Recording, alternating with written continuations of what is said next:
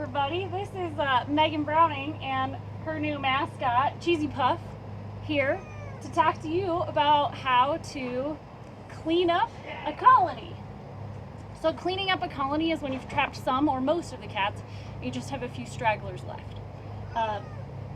Cheesy Puff was just TNR'd today, well, T-end, and now he's recovering where he can be released tomorrow. He was tame enough to move from a trap to a kennel. Don't always recommend that, but he was very easygoing.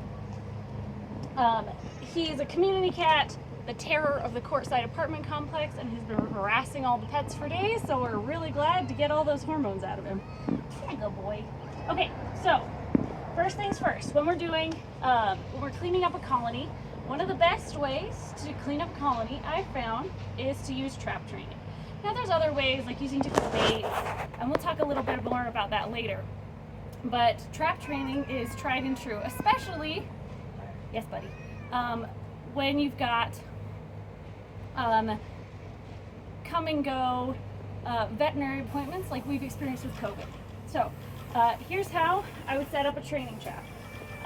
With training traps, you can use your crappiest, worstest traps, because we're not actually going to set them to go off. I don't recommend these traps.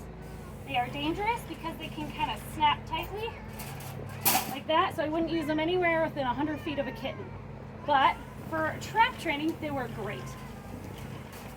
So, to set up a trap training trap, I open the door, and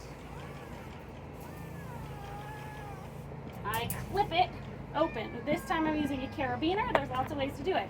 I take their food, hopefully in the same dish you feed them regularly in, and I put it in the back, and they practice eating out of it.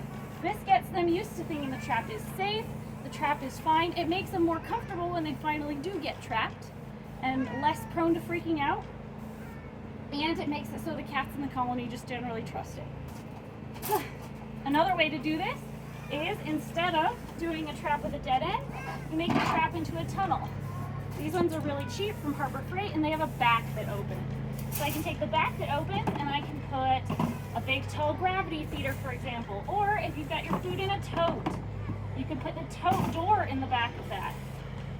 And then this one, I'm gonna prop open, this time with a zip tie. Feel free to use whatever you want, a zip tie, a wire. I've used twist ties in a pinch. You just want more than one. And just make sure that's really secure.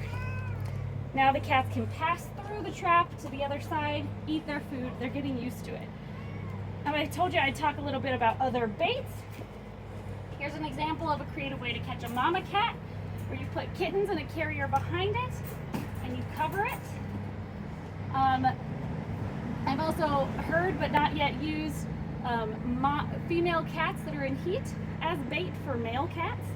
And then let me show you a way to prop this open with a bungee cord.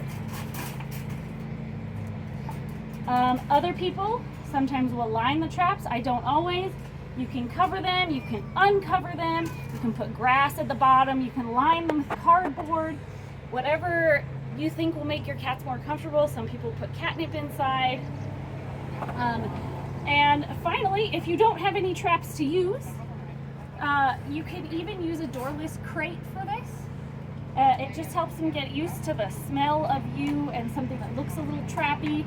So you put food, and this one's got a water thingy in the back of a doorless crate, and it can at least get them started. This is also what it's more is similar to using a bigger trap, like a fat cat trap. You also can trap train with a drop trap if you have one of those available. What's nice about trap training is it doesn't have to be your fanciest traps. It just has to be what you have. So back to Cheesy Puff. Cheesy Puff, do you like being neutered? No more fights for you? Cheesy Puff says thank you for all your work. Thanks. Bye. Have fun trapping.